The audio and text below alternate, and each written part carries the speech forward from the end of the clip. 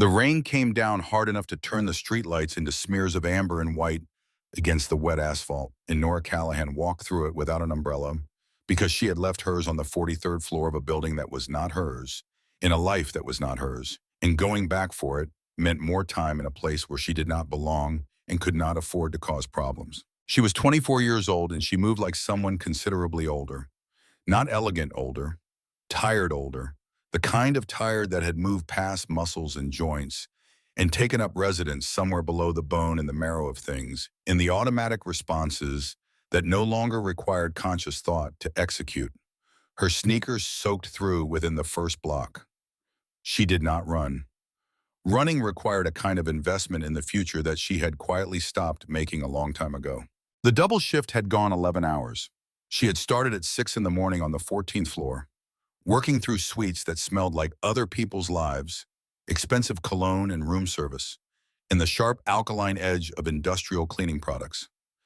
Then up to 43 for the Voss penthouse, which always took longer than anywhere else in the building. The man who owned it expected a level of clean that bordered on compulsive. Surfaces that did not merely appear clean, but registered as clean at some deeper frequency, like the room itself had been returned to a state that existed before human presence. She had never met him. Nobody from the cleaning crew ever did. They left before his people arrived. That was the arrangement, and arrangements in this city were things you did not question. His name moved through the service quarters in the staff break room with a particular quality of energy. Roman Voss. People said it the way they talked about weather events large enough to earn names, with a kind of reverent fatalism and acceptance that certain forces belonged to a category beyond ordinary cause and effect. She had learned his face from photographs. The building manager kept one framed in his office, the kind that appeared in financial publications, all controlled expression and the particular stillness of a man who had not needed to fill space with movement for a very long time. 41 years old, owner of 3 commercial towers, 6 restaurants, a private equity firm whose website spoke of strategic acquisitions and said absolutely nothing about the other things people said he controlled, which were considerable, and which no one discussed in rooms with open doors. She crossed Halsted against a red light because no cars were coming, and because waiting felt like one more expenditure her body refused to authorize. The neighborhood she walked into was not dangerous the way outsiders imagined dangerous looked. No broken glass on every corner, no obvious signs.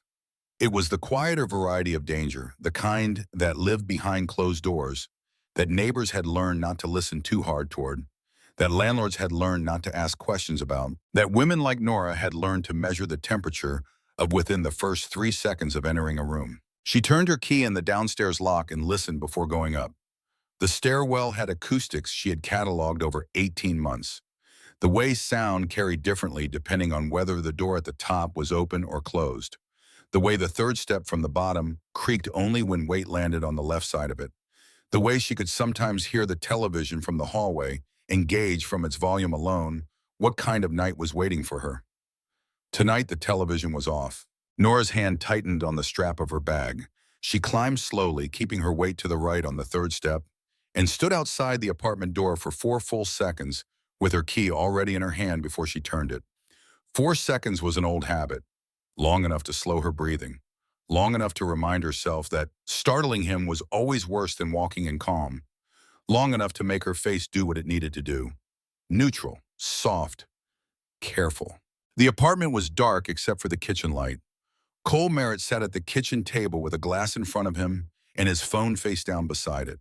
The way he was sitting told her everything before she had finished closing the door. Very still, very upright, shoulders squared. The posture of a man who had been waiting for something and had decided she was going to be it. She said, "Hey," quiet, careful. He did not answer. She set her bag down slowly and moved to the refrigerator because she needed something to do with her hands, and because having something to do with her hands made it easier to keep her eyes away from the glass. Cole drank beer when he was bored. He drank whiskey when something was wrong. The glass on the table was whiskey. "I texted you," he said. "I know. I was on the 43rd floor.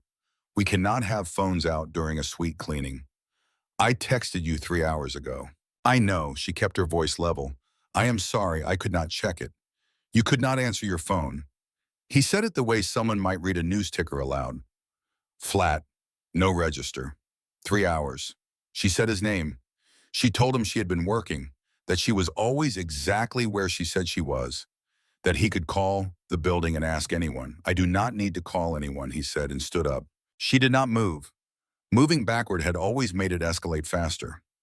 She had learned that specific lesson with a cracked rib 14 months ago, and the lesson had written itself somewhere below, rational memory, in the body's automatic responses, in the way her weight shifted, almost imperceptibly, toward the counter to her left, when he rose, finding something solid behind her. Cole Merritt was 6'2" and broad through the shoulders and had the kind of face that photographed well. Easy jaw, ready smile, the kind of face that had always been extended the benefit of the doubt longer than it deserved. She understood now with the cold clarity that only time and damage could manufacture exactly how long she had extended it to him. You think I do not know, he said, where you really are when you are gone that long. I am cleaning apartments. That is the whole thing. That is all it is. He laughed. It was the shape of a laugh fitted around something else entirely. You come home smelling like whatever those people use, and I am supposed to just believe that. I smell like bleach and glass cleaner and 8 hours of work, because that is what the job is. She heard her own voice tighten and tried to pull it back. She said she was tired. She said they could talk tomorrow. No, he said, we cannot. He came around the table and she held still, because holding still was the strategy, had always been the strategy. If she stayed calm, did not give him a reason, sometimes it passed. Sometimes he only needed to hear himself for a while, and then something released in him, and the evening ended without going all the way. She had built an entire internal architecture around the word sometimes. You think you are too good for this, he said. Too good for me. That is not what I think. Like I am something you are stuck with while you wait for something better to show up. She made the mistake then. Not a visible one. Nothing that would register from the outside as anything at all. She simply let a fraction of what she was actually feeling reach her eyes. Not anger, not even frustration. Just the bare exhausted truth of standing in her own kitchen at 11:30 at night, after 11 hours of physical work, being accused of things she had not done and would never do. And he saw it. He always saw it. She moved one step to get around him. He caught her arm and swung her sideways hard enough that her hip connected with the edge of the counter like something with intention behind it. Her elbow shot out automatically to catch herself, and her palm slapped flat against the cabinet door, and she bit down on the sound that wanted to come out because sounds made it worse. She had learned that too. Do not walk away from me. Let go of my arm. Do not you dare walk away from me. She twisted to free her wrist, and he grabbed her by the shoulder, and the momentum drove her into the counter again from a different angle, and the back of her head caught the upper cabinet hard enough to white her vision for a moment. Her lip hit something the edge of his hand or the corner of the wood. She could not track it exactly, and she tasted blood, warm and immediate pooling at the corner of her mouth. She curled in on herself, arms coming up around her ribs, head dipping, making herself smaller. The body doing what it had been conditioned to do through repetition and the memory of consequence. She had cracked a rib once when she had not moved fast enough to protect them, and that memory did not live in her mind. It lived somewhere older and more fundamental than that.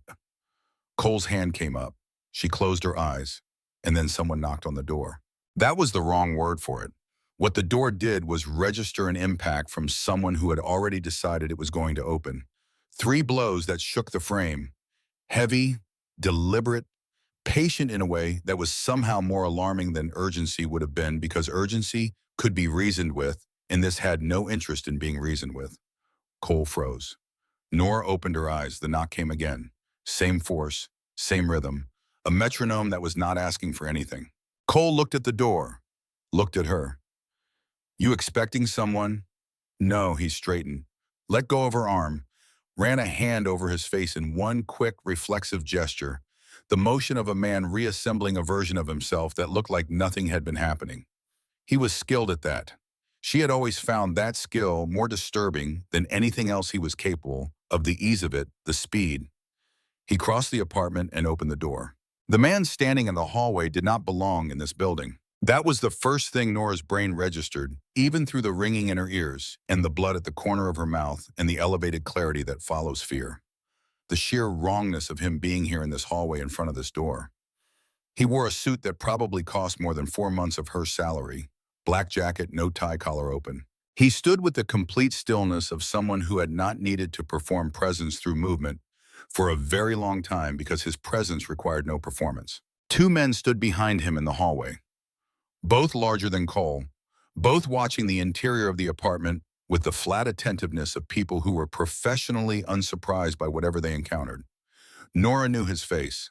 She had never spoken to him directly, had never been in the same room, but you did not clean a man's penthouse twice a week without absorbing his face from the photographs the building manager kept displayed, from the careful, low-voiced information that moved through the service corridors, with the energy of people who understood that certain knowledge was both necessary and dangerous to carry. Roman Voss, 41 years old, owner of the building she cleaned and two others like it, owner of restaurants, a private equity firm, and according to the whispers that people lowered their voices to say a considerable portion of the infrastructure of this city that did not appear in any filing.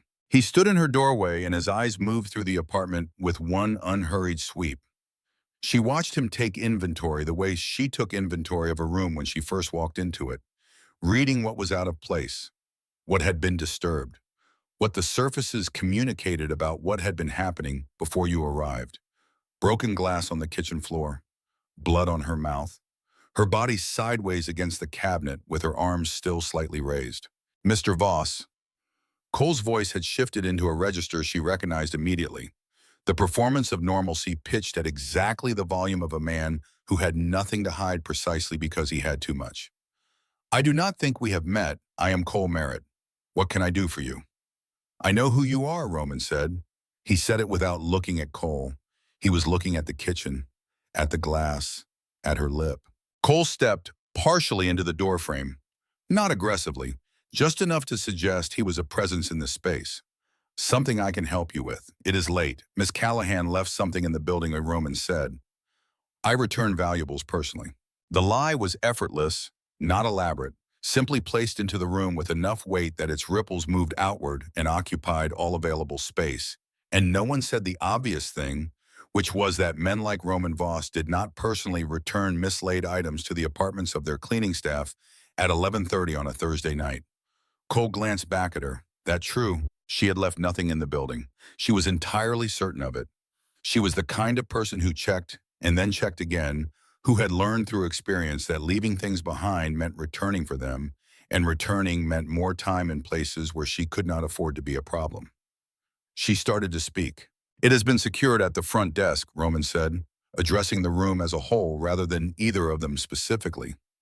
He moved past Cole into the apartment, the way a person moves through a space they have every right to occupy, and Cole led him, which told Nora something significant about what Cole had understood in the last 30 seconds about the available options. Roman walked toward the kitchen, not toward her. He stopped approximately 6 feet away, close enough to speak quietly, far enough that she had not needed to step back to maintain any distance. She noticed that. She noticed it the way she noticed everything in a room automatically and with full attention, and what she noticed was that the calculation behind that distance was deliberate. People who intended harm did not typically bother with that kind of consideration. He looked at her lip. When did that happen, he said. I fell. The words came out without her deciding to say them. Preloaded, automatic. The way certain responses became so practiced, they fully detached from conscious thought. She heard herself say it and felt the shame of it. Not the shame of the lie itself, but the shame of how instantly she reached for it, how completely she had internalized the performance of it. Roman said nothing for a moment. You fell, he said finally. Not a question. The same flat declarative quality he had used with Cole. Like a man who already knew the answer and was simply making space for her to say something different if she chose to. Nora's throat tightened. He said her name quietly. He said he could see bruising on her right wrist that was 10 to 14 days old. He said something was wrong with the way she was holding her left side, that she had moved her arm out to catch herself when she hit the cabinet and then pulled it back quickly like the movement cost her. He said the way her weight had shifted when Cole stood up told him something about how long this particular pattern had been in place. He asked her again, "How long?" She stared at him. She was standing in her own kitchen, being methodically and quietly read by a man she had never spoken to before who cataloged other people's damage with the same precision she used on dirty surfaces and smudged glass, in the particular angle of light that revealed what had been missed. And she felt something she had not felt in a very long time. The destabilizing sensation of being actually seen by someone who was not looking for reasons to dismiss what they were seeing. 18 months, she said. The words came out almost without her permission. Give or take. Roman was quiet for a moment. Then he asked her something clean and direct, without any of the careful circling language that people used when they wanted to offer help, while retaining the option to withdraw it. Do you want to leave? The directness of it was like cold air through an open window. Not do you need help. Not let me know if there is anything I can do. Just the question. Unambiguous. Without exit. She said she had her grandmother. Harriet. She lived here. She could not just... She comes too, Roman said. Nora looked at him then. Really looked. Not the quick assessing glances she had been managing since he walked in. His face was difficult to read, not because it was blank, but because it had too much compressed into too little space. The way a city looks from altitude, all that complexity reduced to a single surface. There were lines around his eyes that came from something other than laughter. His hands were still at his sides, and they were not the hands of someone who spent his days managing financial portfolios regardless of what any website said. Why are you here? She said. He was quiet for a moment that ran one beat longer than comfortable. One of my people flagged something earlier this week, he said. Security footage from the parking structure. You were followed to your car. We identified the man and ran a background check. She remembered the night he was describing. A man she had not recognized standing near the elevator bank when she came off her shift, following at a distance that was just close enough to register. She had told herself she was being paranoid, had taken the long route to her car, and then sat in the parking structure for 20 minutes, convincing herself it was nothing. That is not the real reason you came, she said. The corner of his mouth shifted. Not quite a smile, the suggestion of one. No, he said, it is not. From the back bedroom came the sound of movement. A light came on under the door. Harriet Callahan was 71 years old and had hips that caused her trouble on cold mornings, and came awake the way certain people came awake, instantly and completely, with no soft transition between sleep and full awareness. She appeared in the bedroom doorway in her robe slippers already on, with the look that Nora had seen stop difficult men mid-sentence since she was 8 years old. Steady, undeceivable. The look of a woman who had been alive long enough to read any room in under 10 seconds. She looked at Nora's lip. Her face did something complicated and then very deliberately stopped doing it. Then she looked at Roman Voss with the comprehensive assessment of someone cross-referencing what they were seeing against 71 years of practice. You will look after my granddaughter, she said.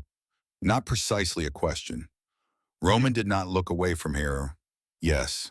Harriet studied him for one more moment. Then she looked at Nora. Then she walked back into the bedroom to get what she needed. Cole emerged from the hallway where he had positioned himself. His face had been rearranged into something that passed for unconcerned if you did not know what to look for. I think we are good here, he said. Whatever she left at the building, she has it now. Everything is fine. Roman looked at him with an expression that communicated nothing and everything simultaneously.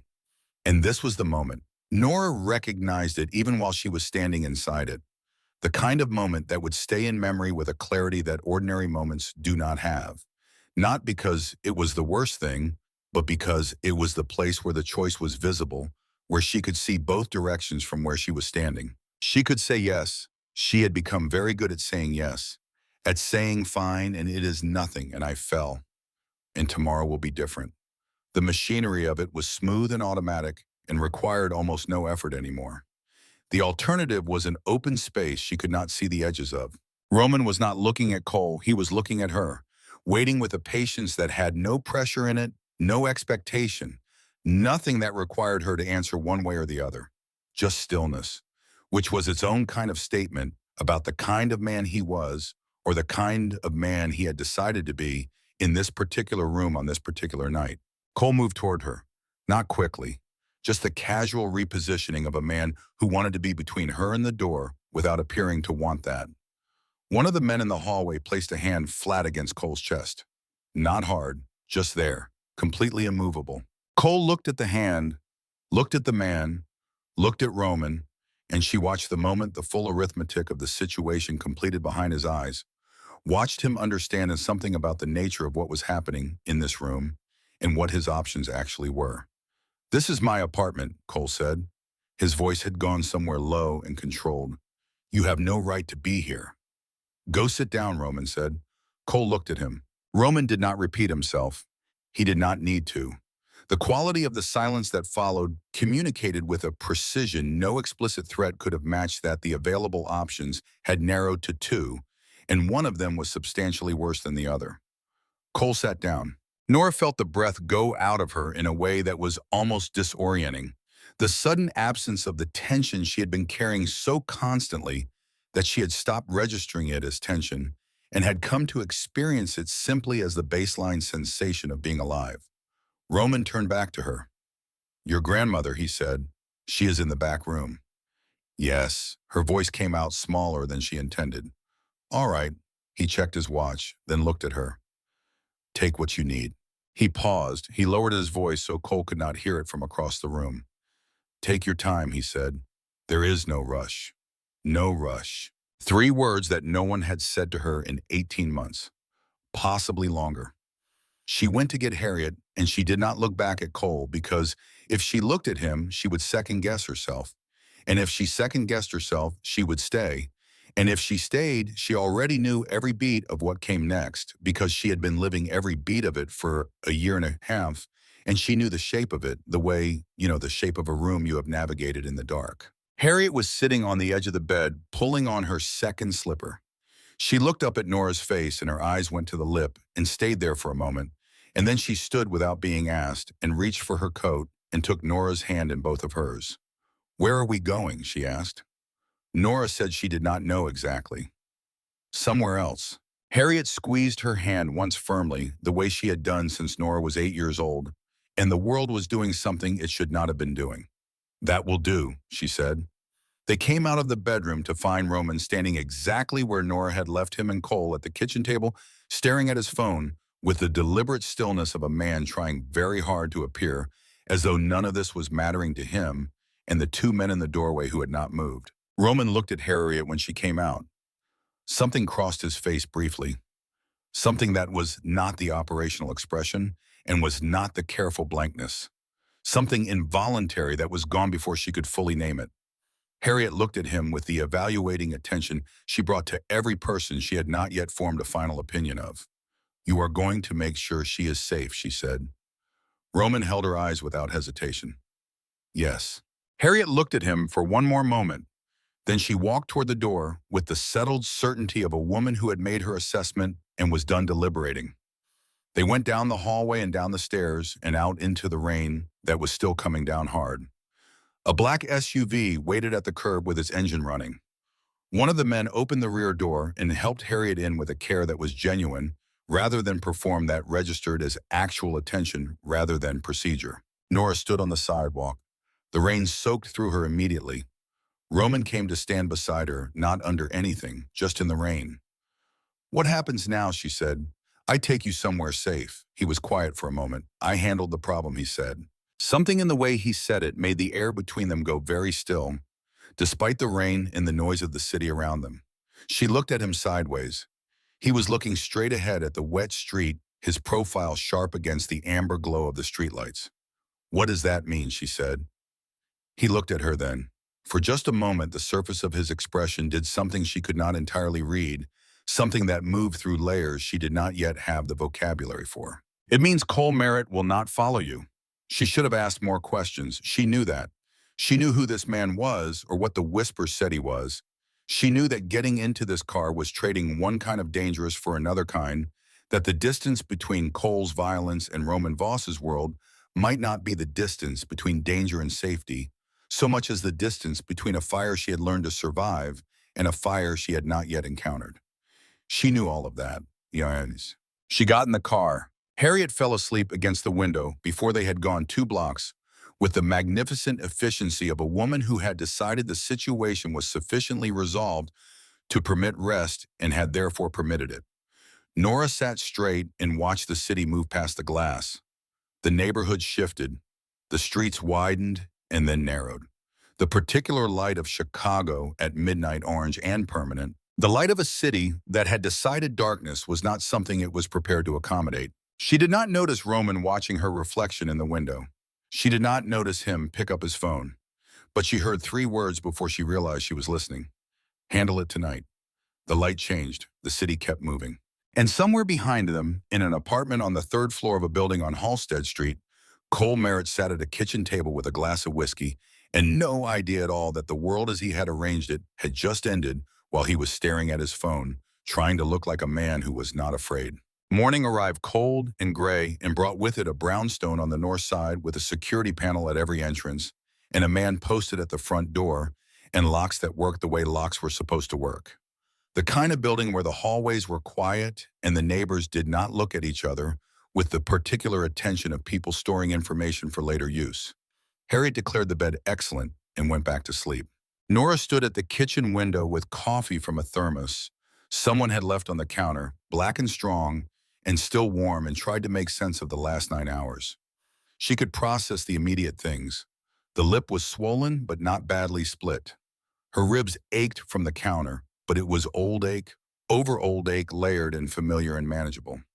She had slept 4 hours on a mattress that did not have broken springs and had woken to a room where no one else was in it, which turned out to be a luxury she had stopped expecting without consciously realizing she had stopped. What she could not process was the rest of it. A knock at the door, soft, measured, nothing like the weight of the night before. She opened it. Roman stood in the hallway in different clothes. Dark sweater, dark pants.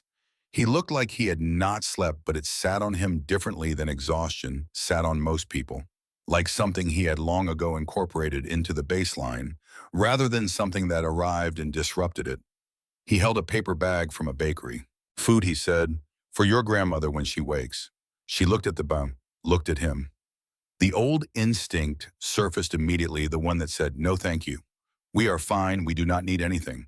The one that had been trained into her across years of understanding that accepting things from people gave them claims on you, that owing things to people was how they acquired leverage, and leverage was how things went wrong. She took the bag. Thank you, she said. Roman nodded. He did not move to come in, did not give any indication of expecting to be invited, just stood in the hallway with his hands in his pockets and looked at her with an expression she had not yet developed the context to fully read. You need to see a doctor, he said. I am fine. Your ribs. I know what bruised ribs feel like. I know how to manage them. That is not the same as being fine. No, she agreed. But it is what I have right now. He studied her for a moment. Then he said there was a doctor who came to the building when needed someone who did not use official records. She thought about what that meant, about what it said about the world he occupied, the infrastructure of parallel services maintained outside ordinary channels, about what his world actually looked like from inside it rather than from the distance of a penthouse she cleaned twice a week. I will think about it, she said. All right, he turned to go. Voss, he stopped. She did not know why she said it. The word had simply come out, not his title, not the formal distance the building staff maintained when they spoke his name. Just the name itself, like she was addressing a person rather than a fact. He turned back. She looked at him in the gray morning light falling through the hallway window, and it landed on his face at an angle that showed her things the chaos of the previous night had not permitted her to observe. The set of his jaw, the particular quality of the exhaustion around his eyes, which was not the exhaustion of one missed night, but something structural, something that had been present for a long time and had been accommodated rather than addressed. The way he held himself, like someone who had stopped putting weight down years ago because putting it down had stopped being an option. Why did you actually come last night, she said. The silence stretched. I saw the footage, he said. You said that already? The parking structure. He paused. I watched it twice. Another pause. Longer than the affirmative. The way you walked to your car, he said. The way you kept checking behind you and then stopping yourself from checking. Like you decided it was better not to know something was there than to confirm it. He looked briefly at the floor, then back at her. I recognized it. Nora went very still. My mother, he said, just those two words, placed into the space between them like stones dropped into still water, settling without elaboration. She did not say anything. He nodded once, small and self-contained. The nod of a man who had said precisely what he had intended to say and was finished. Then he walked down the hallway and disappeared around the corner toward the stairs.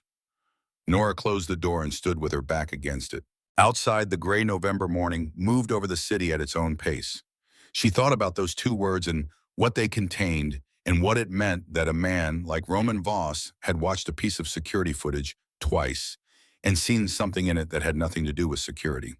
She thought about the way you kept checking behind you and then stopping yourself. She had done exactly that, had trained herself to do it, had understood at some point during the 18 months that knowing danger was approaching was sometimes worse than not knowing, because knowing gave the body time to brace, and bracing changed everything that followed.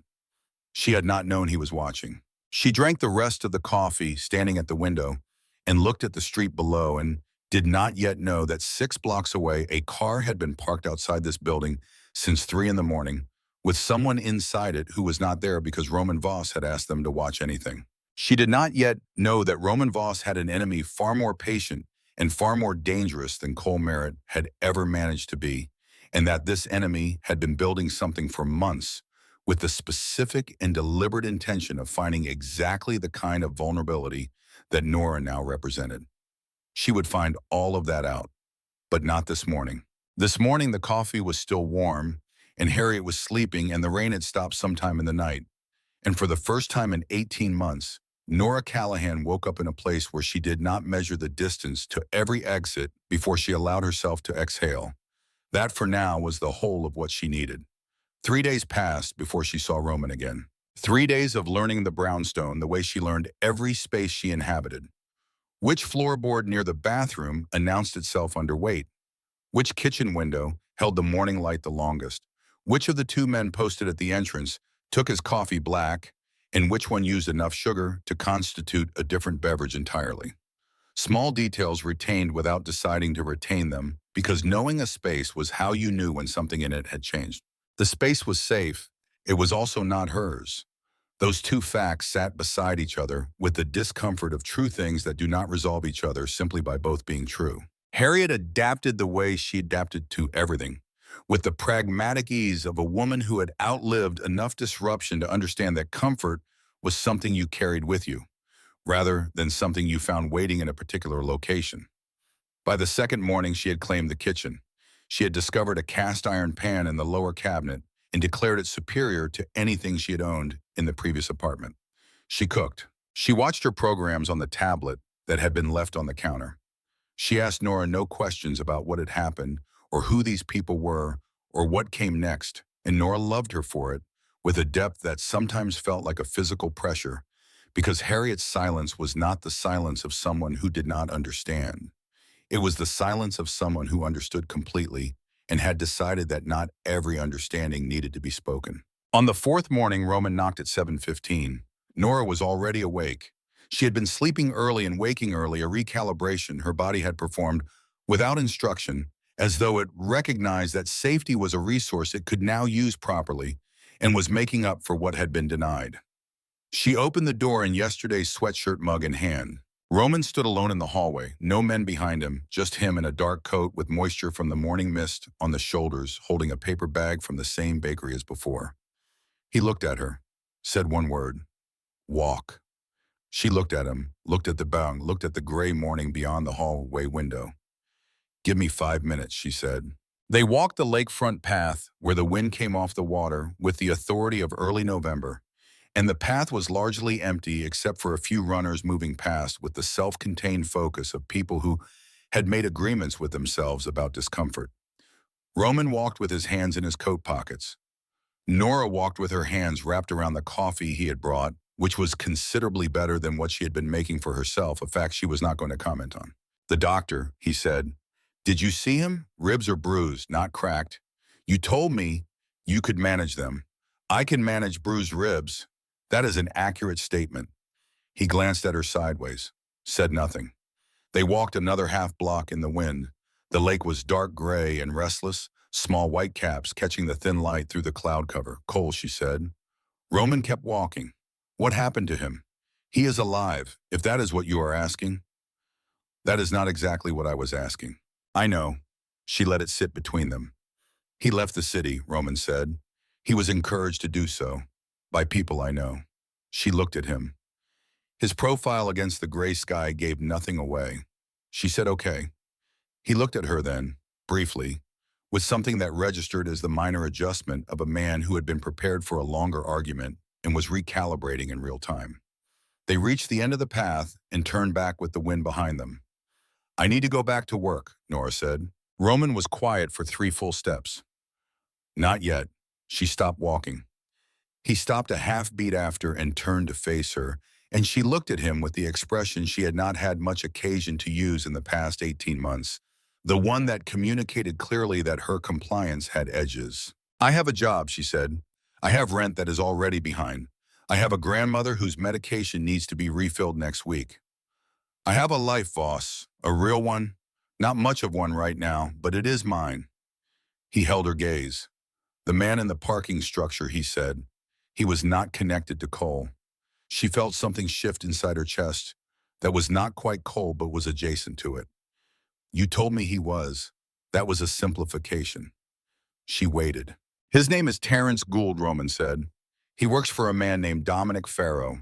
She knew who Dominic Farrow was. Everyone who lived in certain parts of this city and paid attention knew who Dominic Farrow was, in the way people knew certain intersections where accidents happen more than they should. By reputation. By the quality of quiet that entered a room when the name came up. Why is someone from Farrow's organization following me? Roman looked at her steadily. Because they found out you work for me. The sentence arrived and she stood with the full weight of what it meant beneath its surface. She cleaned his building. She worked in his penthouse. In whatever calculation Farrow was running, that proximity was sufficient to make her a variable in an equation she had never agreed to enter. She had become part of a war she had not known was happening. Not because of anything she had done, but because Roman Voss had noticed her. And his noticing had made her visible to people who watched everything he noticed. How long have they been watching me, she said. Her voice came out steady, which was its own kind of training. At least 2 weeks before I brought you here. She turned away from him and looked at the lake, breathed. The water moved within itself, surface churn, over something deeper and more constant, going nowhere in particular, the way large and permanent things did not. You should have told me that first, she said. Yes, he said. No qualification attached. Just yes. She turned back. I am not collateral Voss. I am not something you are managing. I am not a piece in something that belongs to you. I know that. Then talk to me like it. Something moved through his expression, brief and complicated. Not offense, not defensiveness. Something that looked more like recognition, like she had said a thing he had once waited to hear and had eventually stopped anticipating. All right, he said. They walked back toward the brownstone with the city rising around them in the gray morning, and Nora understood with a clarity that had nothing comfortable about it that she was standing exactly at the edge between the life she had been living and whatever came next, and that those two things were not going to look anything alike, and that she could not yet tell whether that was the most dangerous situation she had ever been in or the only real opening she had ever been given. She kept walking. That was the only available direction. The photograph arrived the same afternoon they returned from the lakefront. Stellan Greer brought it to the brownstone at 2 in the afternoon in a plain envelope with no markings on the outside, and the way he carried it told Nora something before she saw what was inside. Stellan was a man in his late 40s who moved with the contained physicality of someone who had learned long ago that economy of motion was its own form of readiness. She had observed him across 4 days and had not once seen him carry anything with both hands unless it required both hands. He carried the envelope with both hands. Roman opened it at the kitchen table. He looked at what was inside for approximately 3 seconds. Then he set it face down on the table and looked at the wall for a moment before he looked at Stellan. She stays in the room, he said. Stellan glanced at Nora, then back at Roman. He nodded once. Roman slid the photograph across the table toward her. It was a picture of the brownstone, shot from across the street, third floor angle, the kind of elevation that required planning and positioning in advance. The brownstone was centered in the frame with a precision that was not accidental. And in the lower right corner, 8 words in blue ink handwritten in a deliberate and unhurried script. Every bruise you hide belongs to me now.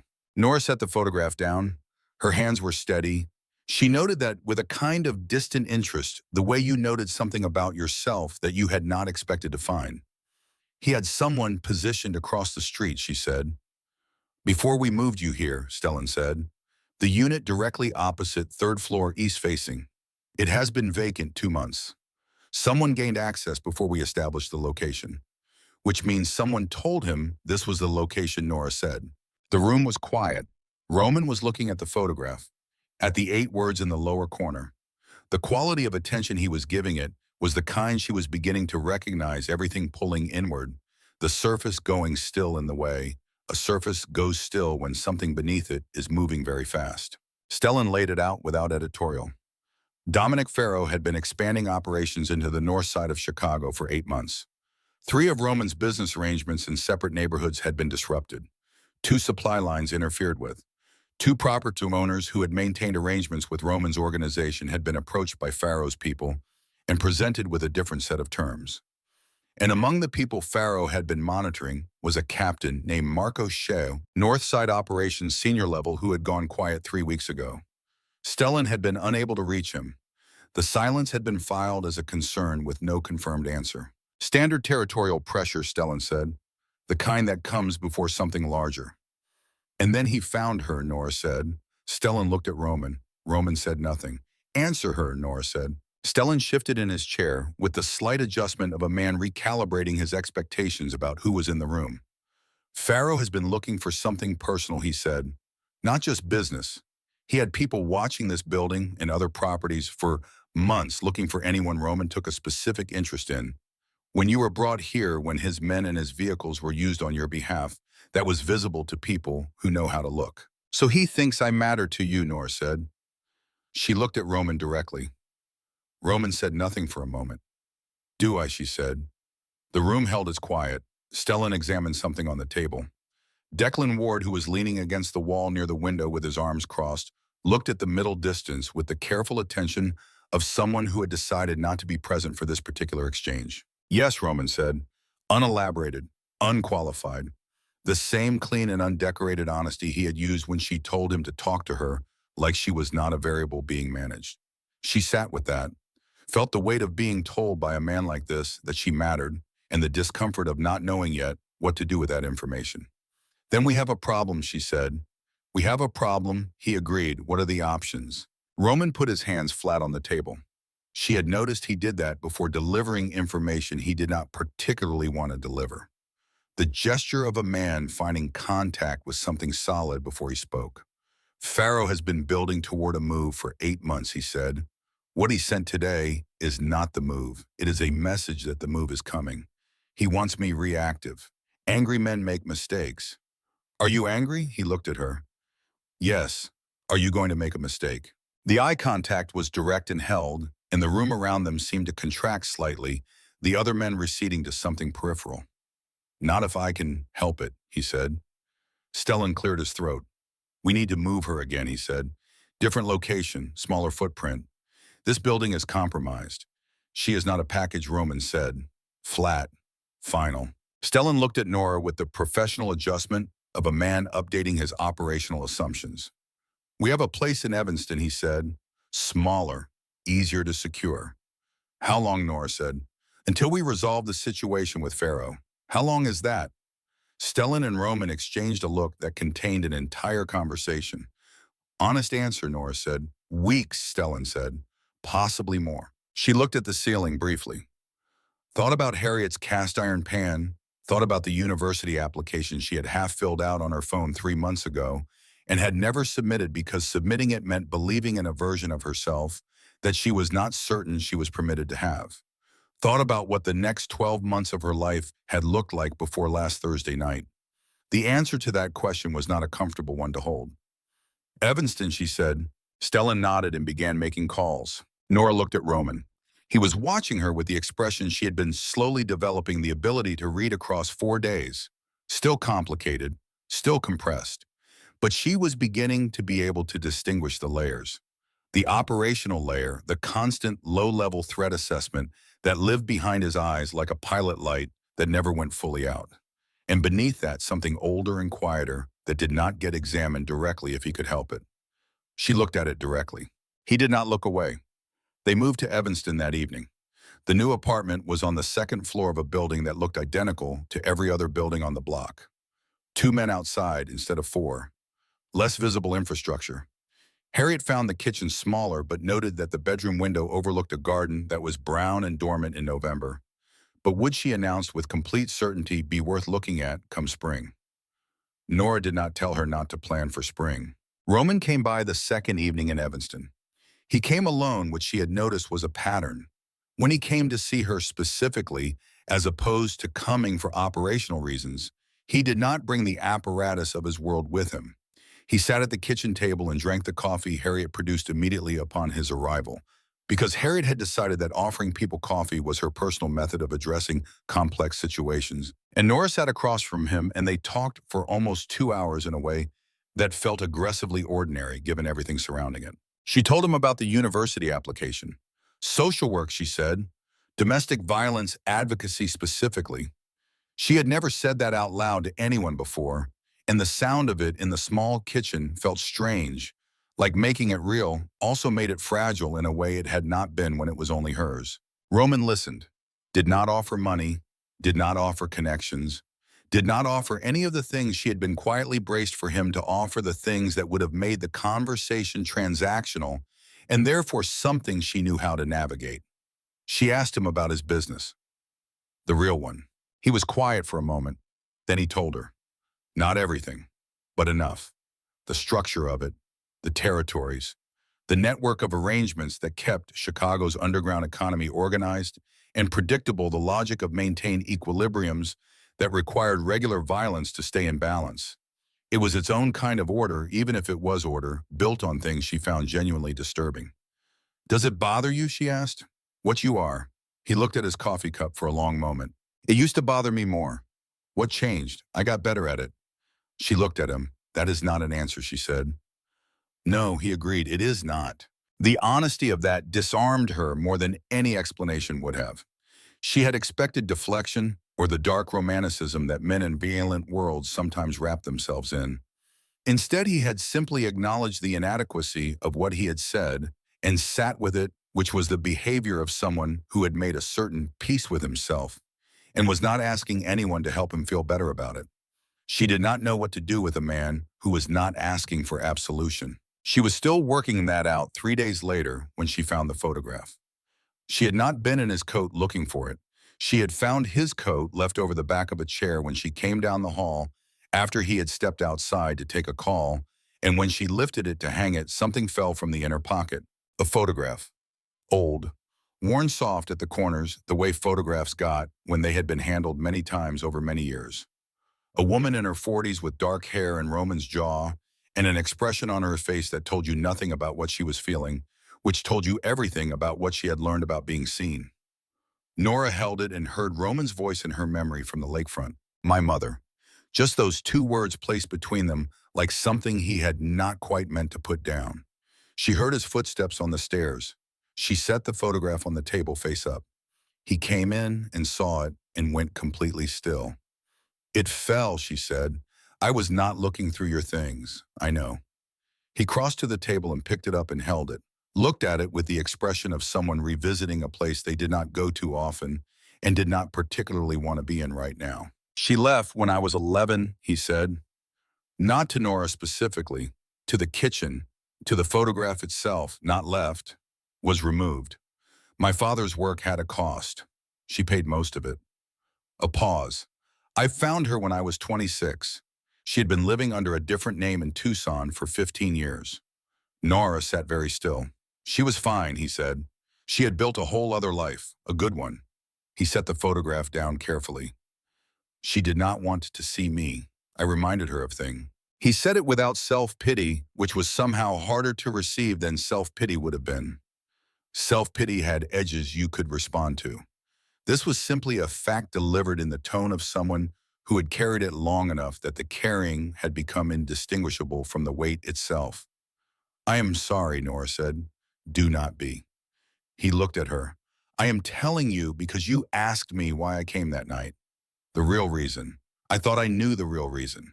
Not entirely, he paused. When you said, please do not hurt me, and you were looking at me, not at Cole, at me. She had forgotten she had said that, or not forgotten. Filed it away in the category of things she preferred not to examine because examining them meant acknowledging how thoroughly the previous 18 months had rewritten something in her, how deep the conditioning had reached. That was not about you, she said. I know. That is exactly why. He looked at her steadily. Because it meant you had arrived at a place where the man in the room did not matter anymore. They were all the same calculation. And I did not want to be that. The kitchen was quiet. Outside a car passed and then nothing. You are not, she said. He looked at her. You are a different kind of complicated, she said, but not that. Something moved through his face. Brief and complicated. Not offense, not defensiveness. Something that looked more like recognition, like she had said a thing he had been expecting someone to say for a long time and had quietly stopped anticipating. His phone rang. He answered it immediately, and she watched his face change, watched the operational layer come back online with a speed and completeness that was startling, even though she had seen it before. Everything compressing, everything reorganizing around whatever the call was bringing. When he said, a pause. How many? A pause. I will be there in 20 minutes. He ended the call and looked at her, and the man who had been sitting at her kitchen table talking about his mother was already partly somewhere else, already in a different mode entirely. I have to go, he said. What happened? One of my warehouses on the south side. He was already moving for his coat. Pharaoh's people.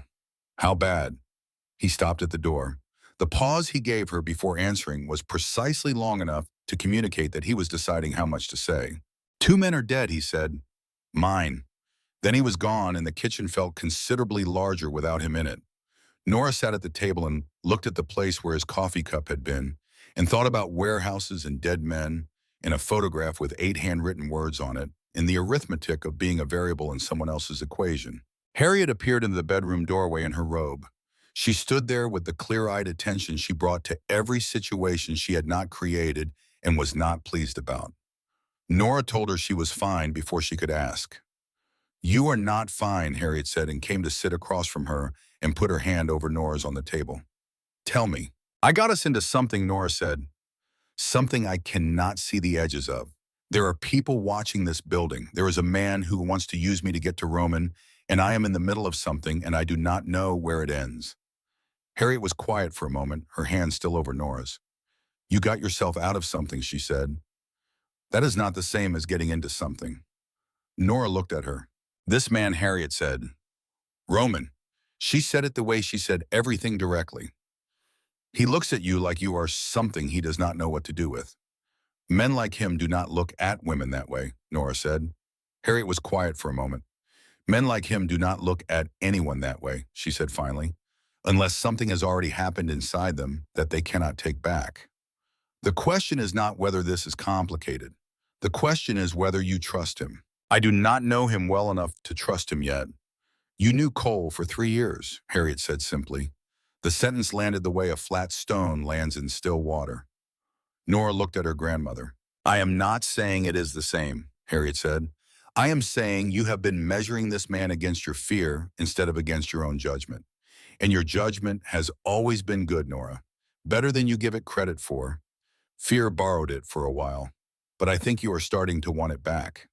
She squeezed Nora's hand once and stood and moved around the kitchen with the comfortable authority of a woman who had decided that wherever she found herself, she was going to be useful in it. Nora sat at the table. She was still sitting there an hour later when Stellan arrived with 2 additional men and a face that communicated before he said anything that the situation at the South Side warehouse had been worse than 20 minutes of information had conveyed. Tell me everything, Nora said before he could arrange his delivery. Stellan looked at her for a moment with the expression of a man updating a categorization. Then he pulled out a chair and sat down. Pharaoh sent a message tonight, he said. Not just the warehouse. While we were dealing with the warehouse, he stopped and placed a photograph on the table. This was hand-delivered to the building where you used to work, to the building manager, with a note that said it was for Roman. The photograph showed the exterior of the Evanston building, this building, taken tonight based on the timestamp in the lower corner, and in the lower left of the frame, barely visible through the second-floor window, the warm yellow light of the kitchen where she had been sitting 2 hours ago. Nora looked at the photograph and her mind split into two tracks the way it did under pressure. One processing what she was looking at, one running slightly behind, still catching up, still absorbing what it meant that this image existed at this level of detail, at this speed. The logistics of this required resources, she said. He had someone positioned before we even moved here. Stellan was looking at his phone. How did he know about this location, she said. Working on that. That is not an answer. No, he said. He looked up. It is not. She looked at him steadily. Who knew about this location? In your circle. Stellan's jaw tightened slightly. 4 people, he said. Besides Roman, and you and me. 5 people, she said. Yes. She let the silence do its work. Stellan was smart enough to feel where it was leading. She could see it in the small tightening around his eyes. Smart enough also to know that arguing with the direction required either a better explanation or evidence he did not currently have. His phone rang. He stepped into the hallway to answer it. Nora sat with the photograph, the yellow kitchen light in the lower left corner of the frame, her own shadow barely visible at the edge of the window from when she had walked past it 2 hours ago. Someone had been standing on the street below with a telephoto lens, and none of the 2 men posted at the building entrance had seen them, which meant they had been in position before the men were posted, or they knew where the men were posted, or both. Stellan came back in. His face had changed in the way that faces changed when information had arrived that rearranged something structural. That was Roman, he said. The warehouse is handled. He is on his way back. He wants you and your grandmother ready to move within the hour. Move where, he will tell you when he gets here. She looked at him. What happened, Stellan? He sat down heavily. She had been observing Stellan Greer for 4 days and had not once seen him sit down heavily. The departure from his own baseline told her more than whatever he was about to say. One of the 4 people who knew about this location, he said. He stopped, started again. We have a problem that is larger than a photograph. Roman arrived in 34 minutes. He came in fast, and he came in with Declan Ward and no one else. He looked at Stellan first and then at Nora, and then at the photograph on the table. His face did the full compression, everything pulling inward, the surface going still. She watched him take 3 seconds to complete a thought he did not share. Where is Harriet, he said. Bedroom. She is asleep. Good. Let her sleep. He sat down, not across from Nora, beside her, putting them on the same side of the table facing the room. She noticed the geometry of it, the deliberate choice of which side. Tell me what Stellan told you, he said.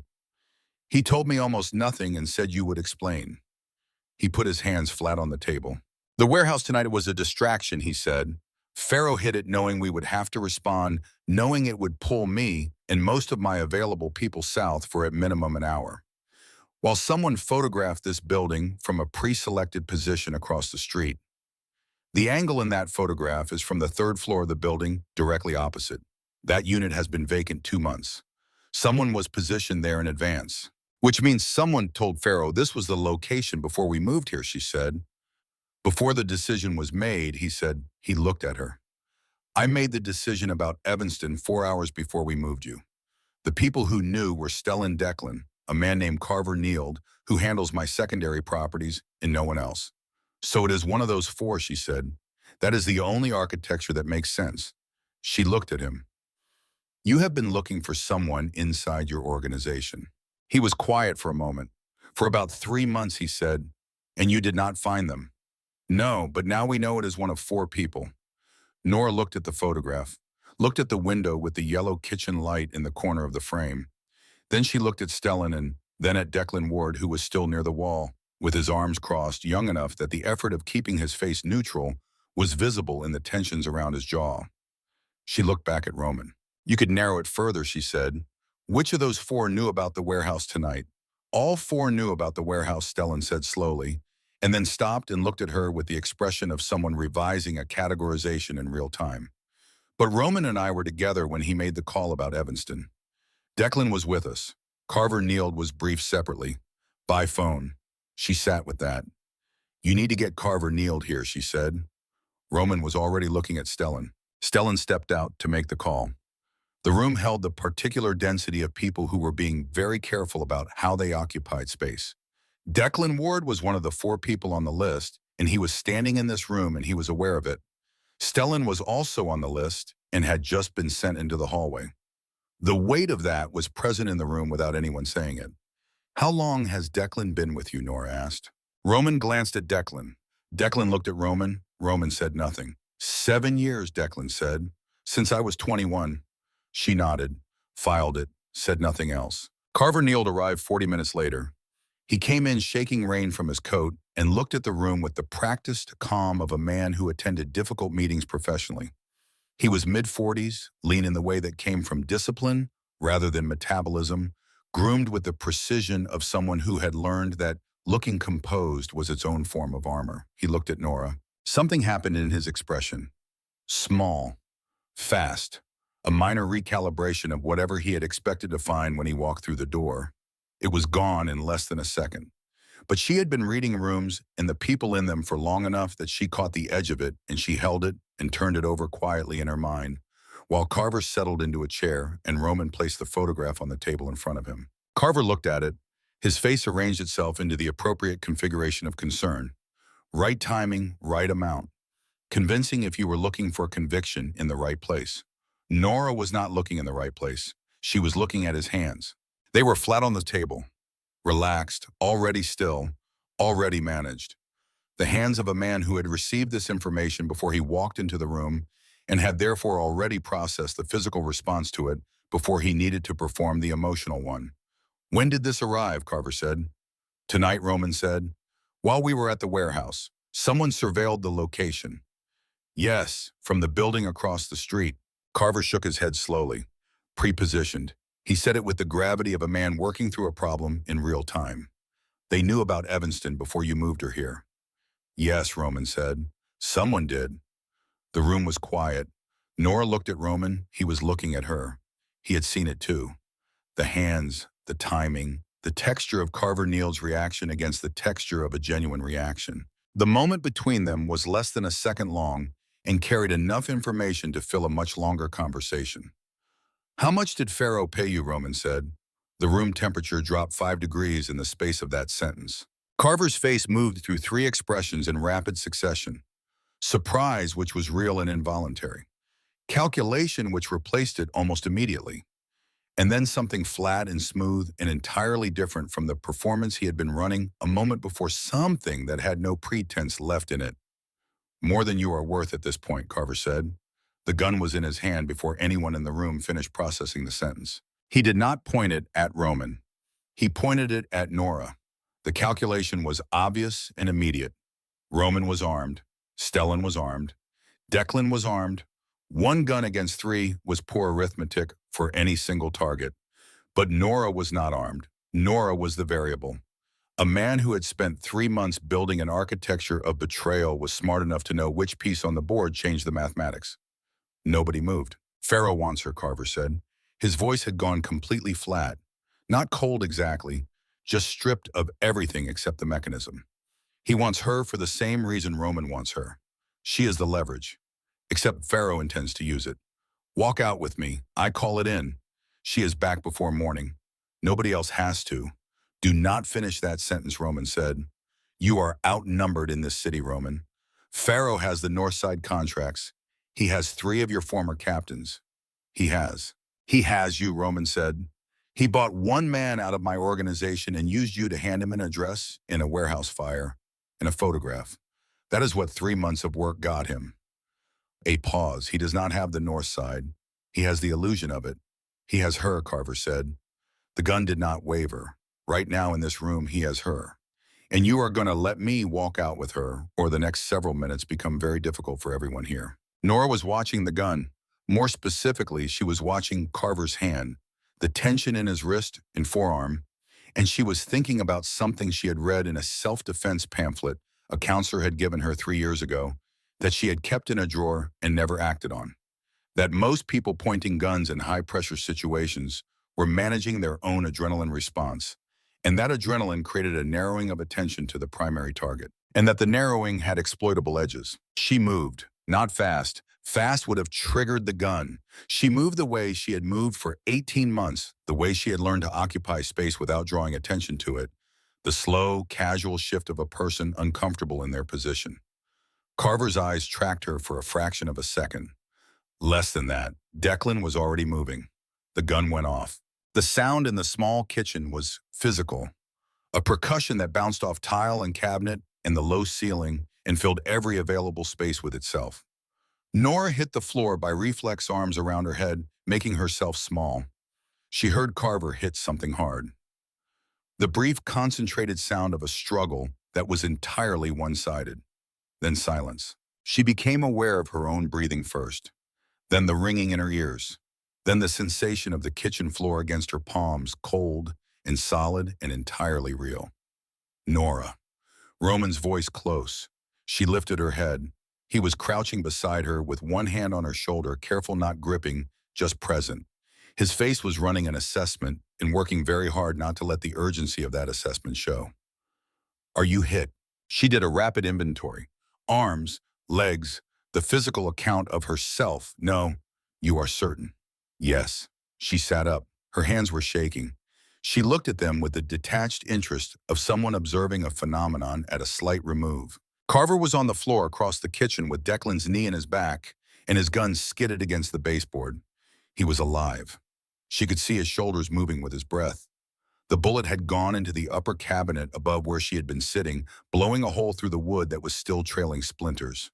Harriet was in the bedroom doorway.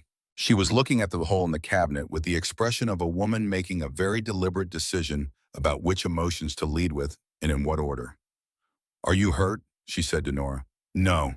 Harriet looked at Carver on the floor, looked at Roman, looked at the hole in the cabinet, looked at Nora. I will make more coffee, she said, and went back into the bedroom and closed the door. Nora let out a sound that was almost a laugh. It came from somewhere complicated and landed somewhere complicated. Roman, still crouching beside her, heard it, and something shifted briefly in his expression. Not quite relief, not quite a smile. Something constructed from both those things without being either of them entirely. Your grandmother, he said. I know, Nora said. He helped her up. The rest of the night was logistics. Stellan made calls in the hallway. Declan managed Carver, who had transitioned from flat professional to calculating what degree of cooperation might be worth something, which Roman received with the patience of a man who had already made decisions about what cooperation was and was not going to buy, and was simply allowing Carver to reach his own conclusions. Nora sat on the counter and drank the coffee Harriet produced and watched Roman work. He was different in this mode. The compression became something almost functional, a total concentration that narrowed to the problem at hand and excluded everything else. Short sentences, more listening than talking. Decisions made with the economy of someone who had learned that the cost of hesitation was usually higher than the cost of being wrong. At 2 a.m, he came and stood in front of her. I need to tell you something, he said. She looked at him. Carver was not just passing information to Pharaoh, he said. He was coordinating. What happened tonight, the warehouse, the photograph, the timing, that was the opening move, not the main event. She felt it come in from somewhere that was not the night. What is the main event? Pharaoh made an offer tonight to my remaining captains. Money, guaranteed territories, protection from federal investigation. He paused. The federal piece is real. He has a contact inside the Department of Justice who has been building a case against me for 8 months. Carver was the source inside my organization feeding them material. She looked at him steadily. The offer has a deadline, Roman said. 72 hours. If my captains take it, my organization collapses from the inside. I lose all structural protection. And you. Pharaoh does not want me dead, he said. Dead men become problems. He wants me arrested, tried, convicted. He hands me to the federal case and takes over everything I have built while I am in a courtroom. Nora was quiet for a moment. Your organization is going to collapse, she said. Not a question. a reading of his face which had already arrived at this conclusion some time ago. Probably yes. What are your options? He looked at her in the way he looked at her when she asked the question he had not been expecting from her specifically. The minor recalibration, the adjustment, fight, he said, which means a war that costs a significant number of lives and likely ends the same way. He paused. Or make a different kind of deal. With who? The federal case, he said slowly. The same one Pharaoh has been building. It has been built partly on Carver's information, which means the foundation is compromised. But the lead prosecutor would still want what I know, which is considerably more than what Carver could give them.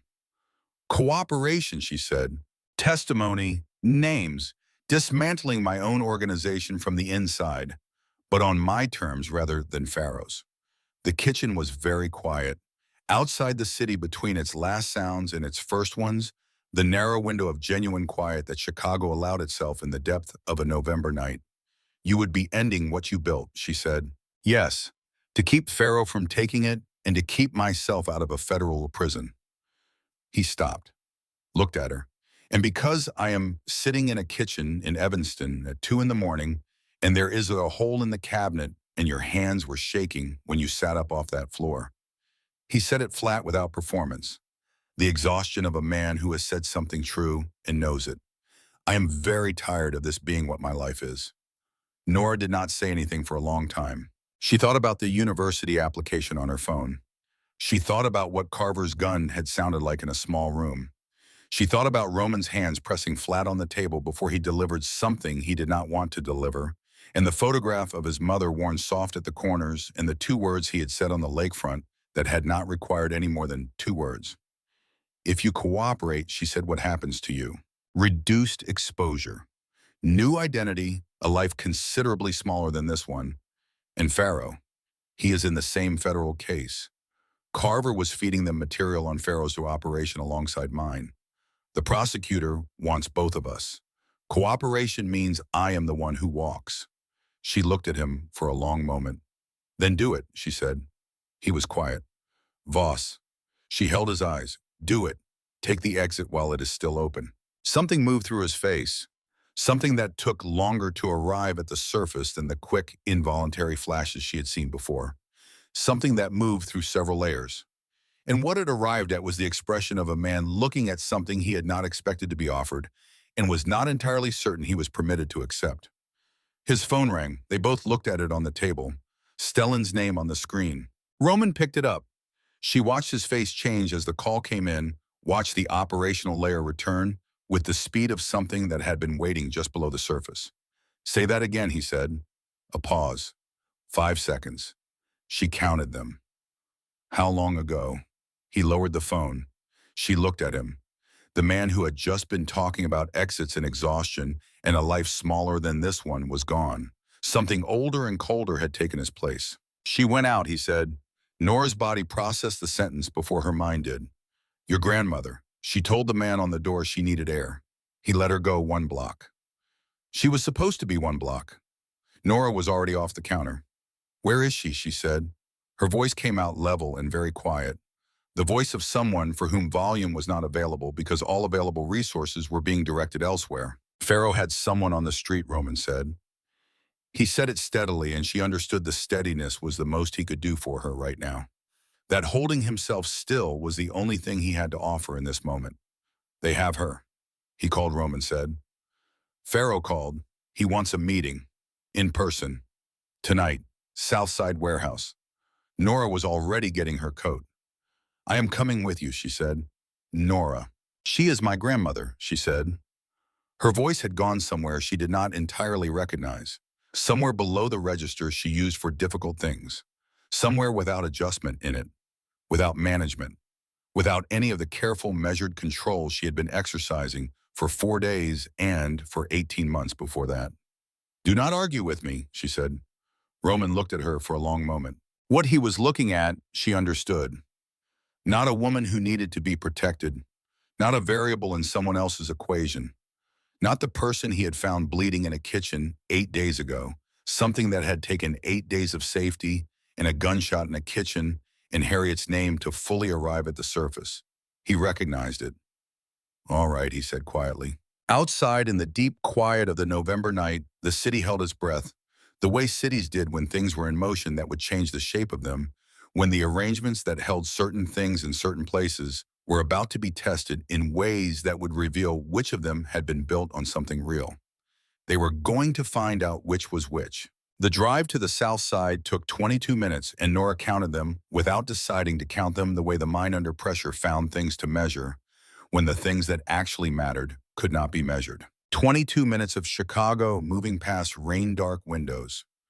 Streets she knew and streets she did not. The city reorganizing itself the way it did at this hour, all the ordinary business of it suspended the full architecture of the place, reduced to light and wet asphalt, in the silence between what it had been doing and what it was about to do. Roman sat beside her in the back seat, making calls in a low voice, the compressed shorthand of men who had worked together long enough to have their own language of half sentences that meant whole things. Stellan drove. Declan Ward sat in the passenger seat, and Nora did not look directly at what he was holding, because looking at it directly required processing what it meant that she was in this car going toward the place where Harriet was, and she needed to keep the processing narrow right now. She thought about Harriet making coffee in a kitchen that was not hers, Harriet finding the cast iron pan and declaring it superior. Harriet standing in the bedroom doorway, looking at a bullet hole in the cabinet and saying, "I will make more coffee," as though this were simply one more thing that needed to be addressed. 71 years old with bad hips and the specific indestructible stubbornness of a woman who had outlived 2 husbands and a neighborhood and was not prepared to be defeated by circumstances. She had better be all right. Roman ended his last call. The silence that followed had weight and texture. "How many does Pharaoh have at the warehouse?" Nora said. "Estimate 12 to 15. And you are bringing enough." He looked at her. "We are bringing enough." She looked back at him and then looked out the window. "When we go in," he said, "I need you to do something for me." "What?" "You stay behind me, not behind Stellan. Behind me specifically.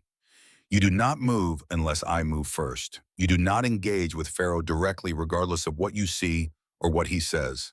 He paused. "Harriet is all right. He needs her functional. She is leverage, not a target. You do not know that." "I know Pharaoh." His voice had the flatness of certainty, not reassurance, not comfort, just assessment delivered clean. "He is careful. He is patient. He has been building toward this for months. He does not damage leverage before he uses it. She is uncomfortable and she is angry. She is not hurt." Nora thought about Harriet sitting somewhere very straight in whatever chair they had put her in, hands folded in her lap, deploying the comprehensive stillness she brought to situations that did not merit the energy of being surprised. "Yes," she said, "that is exactly what Harriet would do." Something fractionally loosened in her chest. Not much, just enough to breathe around. "When this is over," she said, "the conversation we were having before Stellan called." "After," Roman said. "After," she agreed. The warehouse was on a street that had been industrial's 20 years ago and remained industrial, the kind of block that cities forgot about deliberately, where the buildings had corrugated steel exteriors and loading docks and no windows at human height, and the street lights were spaced far enough apart that the dark between them was actual dark. 2 vehicles parked outside with their lights off, a man at the loading dock entrance with his hands in his pockets. Stellan stopped the car half a block short. Roman looked at the man at the dock, looked at the 2 vehicles, looked at the roof line. "He has someone on the roof," Declan said from the front. "Left side east corner. Visible enough. He wants us to know they are there," Roman said. "He could have hidden them. He did not. He wants us walking in knowing we are covered. He wants this to feel like a negotiation." Nora said because it was true, and because saying it out loud clarified something, it is not a negotiation. Roman looked at her. "No," he said, "it is not." He got out of the car. Nora got out. Stellan started to say something, and she looked at him, and he closed his mouth. They crossed the half block in the dark. The man at the loading dock watched them approach. He looked at Nora. "She was not invited," he said. "I invited myself," Nora said. The man looked at Roman. Roman said nothing. The man stepped aside. Inside the warehouse smelled like metal and cold concrete and the chill of a space that was never properly heated. High ceiling, steel rafters, Banks of fluorescent lights, perhaps a third of them, working throwing pools of cold white light that left the spaces between them genuinely dim. Harriet was at the far end, metal chair, sitting absolutely straight with her hands folded in her lap and her chin level, wearing her robe over her clothes because they had taken her before she had finished dressing. And the expression on her face was the one Nora knew: steady, unimpressed. The expression of a woman who had made her assessment of this situation and found it wanting on every level. Their eyes met across the warehouse floor. Harriet gave a small, precise nod. "I am fine. I know you came. Do not do anything foolish." Nora gave the smallest possible nod back. "I know you are fine. I am here. We are leaving." Dominic Farrow was standing 10 feet from Harriet's chair. He was 60, perhaps, slightly older, slim and silver-haired in a dark suit that had been made for him specifically. He had the face of a man who had spent considerable effort presenting himself as reasonable, as measured as the kind of person whose violence was always the regrettable consequence of someone else's poor decision-making. He looked like a man who delivered eulogies at expensive funerals and felt nothing while doing it. He was smiling. "Roman," he said. The warmth in it was precisely calibrated the temperature of a greeting between two men who had known each other long enough to have arrived at genuine mutual respect for each other's capacity for damage. "You look tired. Where is the man you had on her door?" Roman said. Not a greeting, straight to it. Farrow's smile did not change. "He is fine," a little embarrassed. He looked at Nora with the assessing attention she recognized immediately, the kind that measured and calculated and assigned value. This must be the woman everyone has been discussing. "You wanted a meeting," Roman said. "We are here." "We are." Farrow clasped his hands behind his back and moved in a slow half circle, the performance of a man demonstrating comfort in his own space for the benefit of the people positioned around the warehouse perimeter. "I want to be clear about something. I have nothing against you personally, Miss Callahan. You have been made a piece of something you did not choose, and for that I apologize." He did not sound like he was apologizing. He sounded like a man saying the word while meaning something structurally different. "My issue is with Roman," he continued, "specifically with the fact that he has been maintaining control of territory and infrastructure that the current landscape of this city no longer supports." "You burned a warehouse and kidnapped a 71-year-old woman," Nora said. "Do not talk to me about stability." Farrow looked at her with something that was almost genuine, a flicker of real engagement beneath the performance. "I understand the attachment," he said to Roman. "What do you want?" Roman said. "What I have always wanted." Farrow moved to a folding table against the wall and picked up a folder. "The North Side contracts transfer to my organization. The South Side distribution network, all 3 warehouses, transfers within 30 days. You take what is in this envelope, and you and Miss Callahan and her grandmother go wherever people go when they are finished." He placed an envelope on the table. "It is enough to be somewhere comfortable for a long time." Roman did not move toward the folder. "And the federal case," he said. Farrow's smile was patient. "That resolves itself through various channels once the transfer is complete. You take the money and disappear, and the case loses its primary subject." "You take everything," Roman said. The flatness in his voice had gone somewhere colder. "You take the organization, the infrastructure. You eliminate the federal exposure, and I take money and vanish. And your DOJ contact stays in place, and the deal you are offering tonight can be revisited whenever it becomes convenient for you." Farrow was quiet for a moment. "You have thought this through," he said. "I had 22 minutes in a car. Then you know there is no better option on this table." "There is one," Roman said. Farrow looked at him. "I made a call tonight," Roman said, "before we came here. The lead federal prosecutor, not your contact, received a file. Documentation of your DOJ contacts arrangement with your organization going back 4 years. He paused. "Your contact is being taken into custody approximately right now.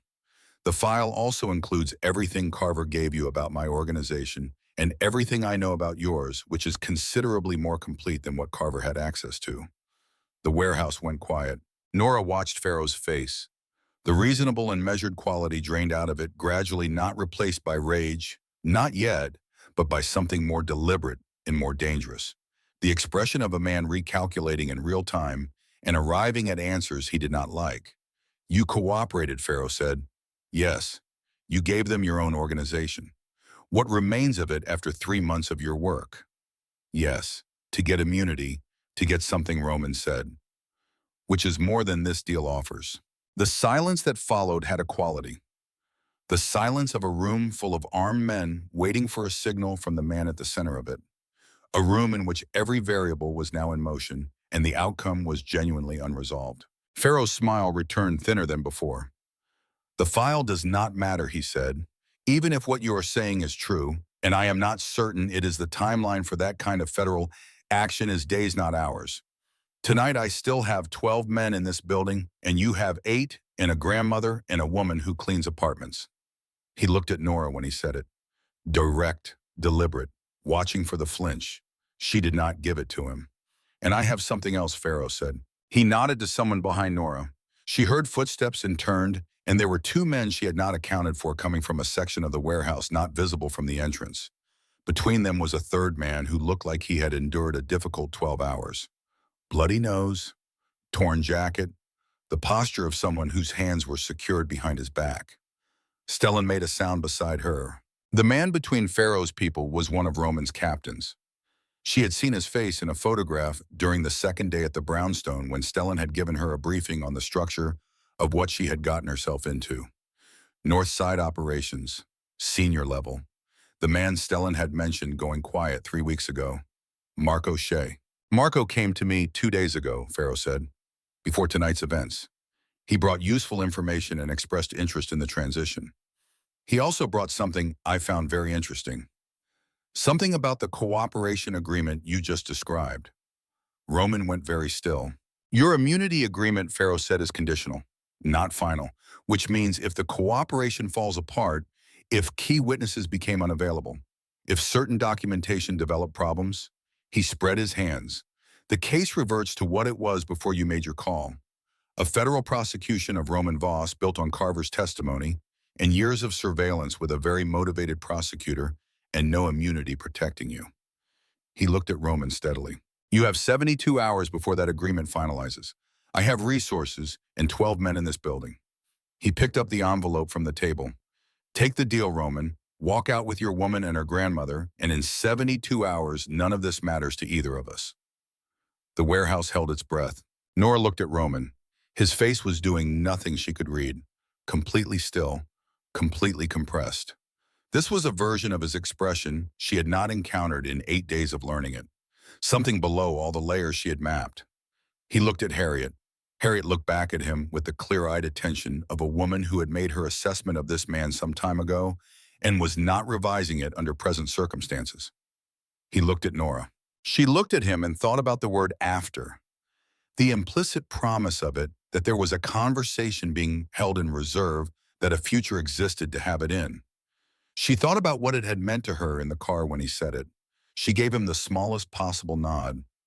He turned back to Pharaoh. No, he said. Pharaoh studied him for a moment. No, he said again. The deal you are offering expires whenever it becomes convenient for you, Roman said.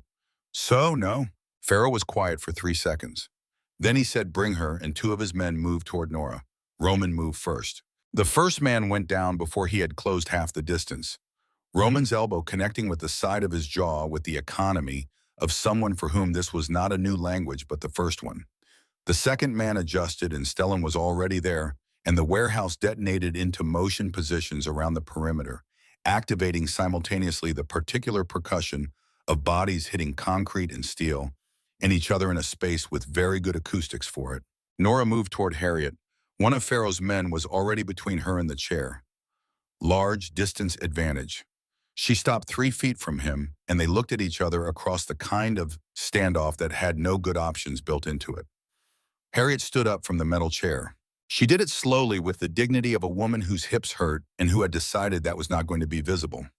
She looked at the man between her and Nora with a stillness that communicated without any words at all that she found him neither impressive nor particularly relevant.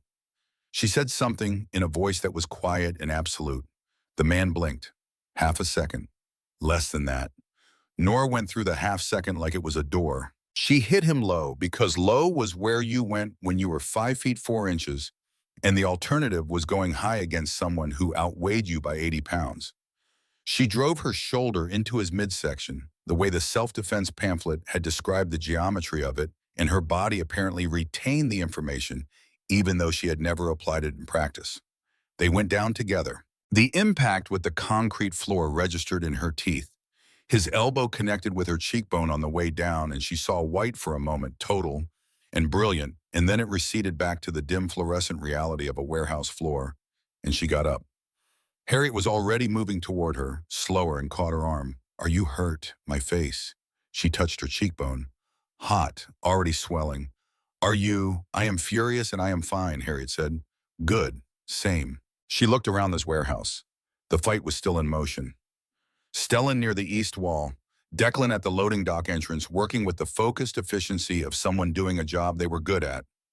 Roman was at the center of the warehouse, and Pharaoh was 6 feet from him with a gun held at his side, pointed at the floor, the posture of a man keeping it in reserve. Understanding that using it too early would close options he might still want available. "Last chance," Pharaoh said. His suit jacket was open. There was a cut above his eyebrow. The calibrated reasonableness was entirely gone. What was left was older and more specific and considerably more honest about what it was. "Walk away. Take the deal." "Where is Marco?" Roman said. "Irrelevant. He is not in this building." Roman looked around the warehouse. "He was not actually your prisoner," he said. "He was your messenger. You needed me to know about the immunity agreement's conditions. You needed me to believe you had leverage you do not have." Pharaoh's expression shifted. "Marco is not in your organization," Roman said. "He has not been for 2 weeks. He is in protective custody. His testimony is already part of the cooperation file." Pharaoh raised the gun. Nora had been watching him, had been watching the way his attention had been narrowing as the fight around them resolved, the way the tunnel of his focus was compressing toward Roman, the way his body was angling incrementally toward the east side of the warehouse, toward the loading area, toward the section she could not see clearly from where she was standing. She had been listening too. Before they came in, before the man at the loading dock stepped aside, she had been standing behind Roman, and the man had looked past them both and spoken quietly into the radio clipped to his collar. "East Corridor." 2 words. The automatic communication of a man confirming something already arranged. She had filed it. She had spent 18 months training herself to file everything. Pharaoh raised the gun fully, and Nora was already moving, not toward Roman, parallel to him, placing herself in the trajectory the angle of Pharaoh's wrist described, and the bullet struck her in the left shoulder with a force that moved her sideways and changed her direction entirely. And then she was on the floor, and the floor was cold against her cheek, and she was looking sideways at the warehouse. And the sound in the space was enormous, and then it was not. She heard Roman say her name. Not loud, very quiet. The quiet of someone who has arrived at a moment they were not prepared for and is operating below the level where volume is a variable. She heard it cut through the warehouse noise the way certain things cut through other things. Not by being louder, by being more direct. She tried to say she was all right. What came out was not that. The concrete was cold against her cheek, and she was looking sideways, and she could see the soles of Roman's shoes 2 feet away, and then 1 foot, and then he was on his knees beside her, and his hand was on her shoulder, the left one, the one that was fire, and she heard herself make a sound she had not intended to make. "Left shoulder," she said. "I think. I know." His voice was doing something she had never heard it do before. Something compressed so far down it had come out the other side into a register without a name, without any of the operational layer or the performance layer or the thing beneath. Just the bare frequency of a man looking at something he could not make acceptable through any frame he had.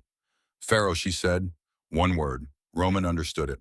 But she said it again because understanding was not the same as the specific information she had. "East Corridor," she said. She said it to Roman low direct. He said East Corridor to his man before we came in.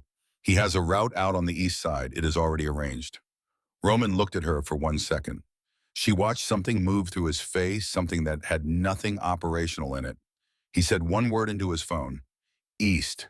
Then he was back to her, his hand pressing on her shoulder, the pressure of it, pain and the right thing simultaneously. "Do not move," he said. "I am not planning to." She heard him exhale once short and controlled. She looked up at his face. It was the most unguarded she had ever seen it, Every layer gone. The operational layer, the compression, the careful distances he maintained between what he felt and what he showed. Not managed away, simply overwhelmed by something that had turned out to be larger than the container built to hold it. He was afraid, not of Pharaoh or the gun or the warehouse or the federal case. Afraid of losing her. She understood it when she saw. It understood it with the clarity that pain sometimes produced, the way it simplified everything down to what was actually true. I am not dying, she told him. His jaw tightened. Voss, she held his eyes. I am not dying, it is my shoulder. I know what it is. Then stop looking at me like I am already gone. He looked at her for a long moment. Something in his face shifted, not back to the operational layer, not to any of the familiar compressions. Something new. Something that had been built by these 8 days specifically and had not existed before them. You moved, he said. Yes, for the gun went off. Yes, you did not have to do that. I know, she said. I did it anyway. From somewhere near the east side of the warehouse, she heard the sound of a door, and then voices, and then the quiet of a situation being resolved. Declan's voice carried across the warehouse floor. Clear. She understood what that meant without needing it explained. Pharaoh had gone east and found what Roman had put there based on 2 words she had heard a man say into a radio when he thought no one was paying attention. She had been invisible long enough to know exactly how much people said when they believed no one was listening. Then from Stellan, a moment later, Pharaoh is in custody. She felt something release in her chest that had been held for longer than the last hour. Roman looked at her. The thing in his face was still there. You closed it, he said quietly. Yes, she said. Harriet. He started and then corrected the distance in his voice. She is here. I know, she heard her. Harriet was somewhere to her left, speaking in the tone she used when she was efficiently managing a situation she had not created. Stellan materialized from somewhere nearby. He looked at Nora's shoulder with the rapid professional assessment of a man who had seen this category of damage before. He said something quiet to Roman. Roman said, I know what it is, in the same register he had used twice before, and Stellan stopped talking. They got her sitting up. The movement produced a white moment that she breathed through, jaw set, waiting for her vision to clear. When it did, Harriet was there on her knees on the concrete floor, which had to be considerable cost to her hips, with her hands on Nora's face and her eyes running an inventory. I am all right, Nora said. Harriet's hands moved from her face to her shoulder, pressing down with the competent authority of a woman who had dressed worse than this and was not intimidated by blood. She looked at Roman over Nora's head. Carr, she said. There is a doctor. Yes. Then go. He went. The next hour arrived at a remove. Not shock exactly. The body's decision to manage the intensity of incoming information by applying a processing delay. She was aware of being moved, of the car, of Roman's voice making calls in the same low-compressed shorthand as the drive there, but different now, the syntax altered in some way she could not fully identify. She was aware of a building that was not the Evanston apartment, and a room with better light, and a man with clean hands who spoke in the calm of someone for whom medical emergencies were the baseline condition. She was aware of Roman sitting in a chair 4 feet from the door, not pacing, just sitting with his elbows on his knees and his hands clasped and his eyes on the middle distance, with an expression she was seeing for the first time and was noting carefully because she understood she was seeing something that almost no one saw. Dominic Pharaoh had been arrested that night. She understood this from what was said in the car and what Stellan told her in the hours that followed. He had gone east and found Roman's men waiting. He had been taken into custody and remanded to federal authorities by morning. The immunity agreement had already closed every door he had available in this country. He had nowhere left to go. She asked Roman directly 2 days later, when the shoulder had been attended to and the specific landscape of recovery had established itself. The 2 in the morning ache, the grinding, ongoing work of a body repairing itself, the particular limitation of a left arm that could not be raised past a certain point. The federal case, she said. Filed, he said. He looked at her. The immunity agreement finalized yesterday morning. Everything in the file. Pharaoh's organization, his DOJ contact, the 3 captains, the Northside contracts, it is all in the system. His DOJ contact is in custody. His legal protection is gone. He is in custody. Yes. Farrow was transferred to federal holding the morning after the warehouse. He will not be running anything for a very long time. She sat with that, the particular feeling of a closed door. Not relief exactly, something quieter and more permanent than relief. And you. The cooperation agreement has conditions, he said. New identity, relocation, distance from the previous infrastructure. He looked at his hands. My organization is gone.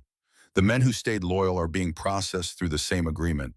Reduced exposure in exchange for cooperation. The men who went to Farrow are part of the prosecution. He paused. It is over. What I spent 20 years building is over. The room was very quiet. Outside the window, a street she had not yet learned the name of one of 3 locations in 5 days. The city making its city sounds continuous and indifferent, going about its business regardless of what happened in its margins. Are you all right? She asked. He looked up from his hands. The question had caught him off guard. She could see it. I am asking seriously, she said. Not about the logistics. He was quiet for a long moment. I do not know yet, he said, which was the most honest answer he could have given, and they both understood it. She nodded. Harriet's hip, he said. The concrete at the warehouse. She needs to see a specialist. I know someone in Portland, not connected to anything.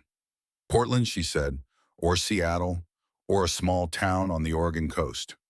Somewhere that does not look like this. He stopped. Somewhere without corrugated steel and telephoto lenses and photographs with handwriting on them. She looked at him. Somewhere that does not look like Chicago, she said. Yes. My university application, she said. I know. I never submitted it, I know. He held her gaze. There are schools on the West Coast. She looked at him for a long time. This is you asking me something, she said. Yes, you are not very good at asking things directly. The corner of his mouth shifted, the ghost of the thing that was almost a smile. I am asking directly, he said. I am asking you to come with me. You and Harriet. Somewhere else. He paused. I am not asking because you are in danger or because I feel responsible for what happened. He stopped. Stopped again. I am asking because 8 days ago I walked into your apartment and you looked at me the same way you looked at Cole Merritt. And I spent 8 days trying to be something different from that. And I do not want to go somewhere else and have that be the last version of this. The room was quiet. That is the most words you have said at once, she said. He looked at her. I have known you 8 days, she said. Something moved in his face. Yes, he said. She thought about the application on her phone. Half filled. Unsubmitted. The letter she had written to a version of herself she had not been certain she was allowed to be yet. Social work, domestic violence advocacy, words she had said out loud in a kitchen in Evanston for the first time in her life, and the saying of them had made them real. She thought about what Harriet had said at the table. Your judgment has always been good. Fear borrowed it for a while, but I think you are starting to want it back. She thought about the word after, the way Roman had said it in the car, the implicit promise of a conversation being held in reserve, a future to have it in. She had moved toward that word when Farrow raised the gun. She had moved toward it without deciding to because it was already where she was going. You would have to actually learn to cook, she said. He blinked. If you are going to be in a kitchen, she said, you burn the garlic. Harriet told me. Harriet told you that. Harriet tells me everything. His face did the full thing then. Not the ghost, not the almost. Something that went all the way through that had nothing managed about it. Nothing contained.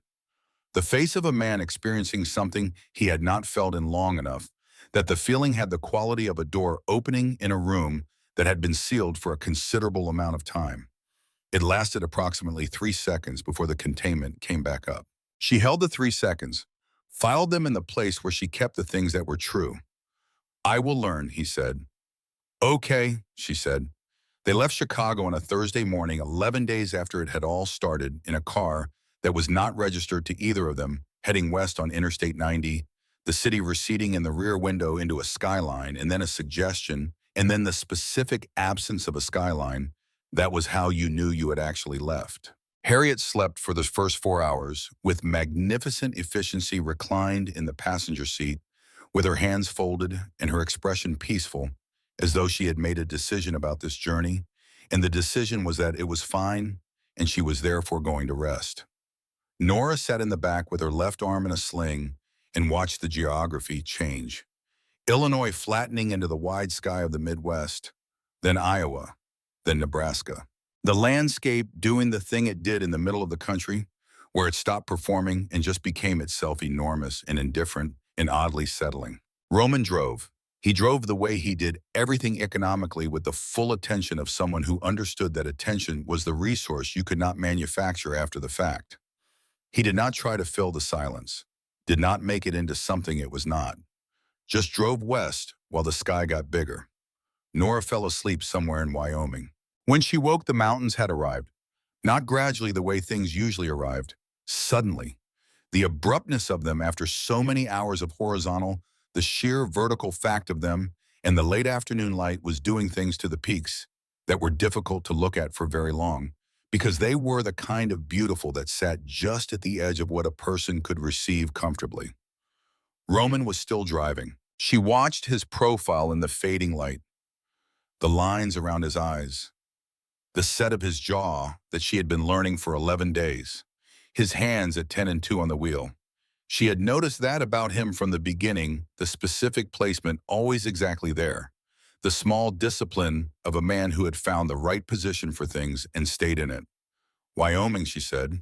Another hour, he said. She looked at the mountains. My grandmother used to say she started and started again. She used to say that the only things worth having were the things you had earned the right to keep. Not bought, not inherited, earned. She paused. I never understood what she meant when I was younger. I thought she was talking about herself about leaving. Roman listened, said nothing, just listened. I think she meant something else, Nora said.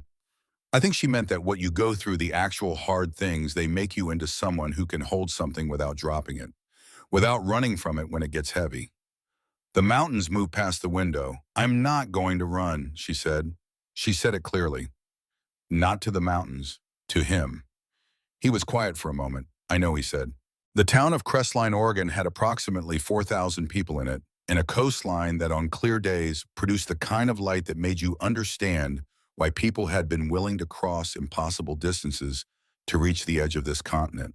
It had a coffee shop and a hardware store and a community college with a social sciences department and a 2-story house on the north end of town with a garden that was brown and dormant.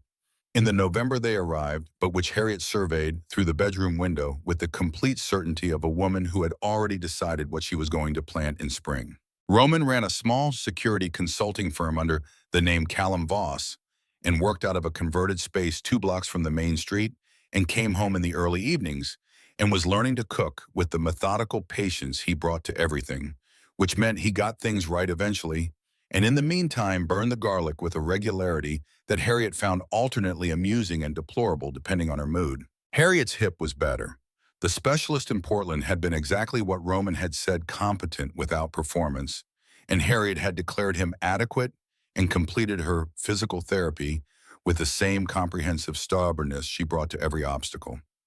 By February, she was walking the garden in the mornings and planning what she was going to plant with the certainty of a woman who had decided spring was going to happen, and that was the end of that. Nora had submitted a new application in January, not the old one, a new one to the community college 20 minutes up the coast, because the community college had a transfer agreement with a state university, and the state university had a social work program, and the social work program had a domestic violence advocacy track. Smaller than she had imagined in some ways, more possible in others. She was already enrolled in her first semester when the acceptance letter arrived. It came on a Tuesday morning in late February. She was at the kitchen window with tea going cold in her hand, looking at the garden, thinking about nothing in particular, which was its own kind of achievement. The luxury of a mind that could be still without bracing itself for what was coming next. She heard Roman come in. Keys, coat on the hook. She had taught him about the hook. There had been a whole separate negotiation about the hook and then his footsteps in the hallway. He came and stood beside her at the window. They looked at the garden together. Harriet found a cast iron pan at the hardware store, he said. I know. She sent me 4 photographs of Ed. She says the one we have is inferior. The one we have is the one she brought from Evanston. She says it has been compromised by the move. Nora looked at him sideways. She just wants a new pan. He looked at the garden. Should I get her one? If you want to be her favorite person for approximately 6 weeks, yes. That is a very good return. It really is. Outside, the February light was going gold along the garden beds that Harriet had staked out with small markers for what was going where in spring. The ocean was not visible from this window, but it was present in the quality of the air and the way sound moved and the faint salt in everything.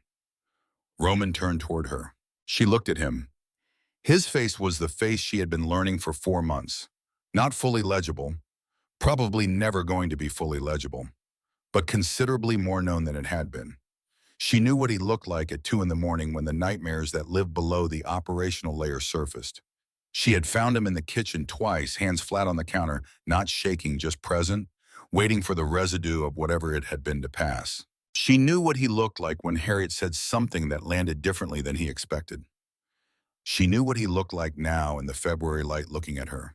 The letter might come tomorrow, she said. It might. If it does not, it will. She looked at him.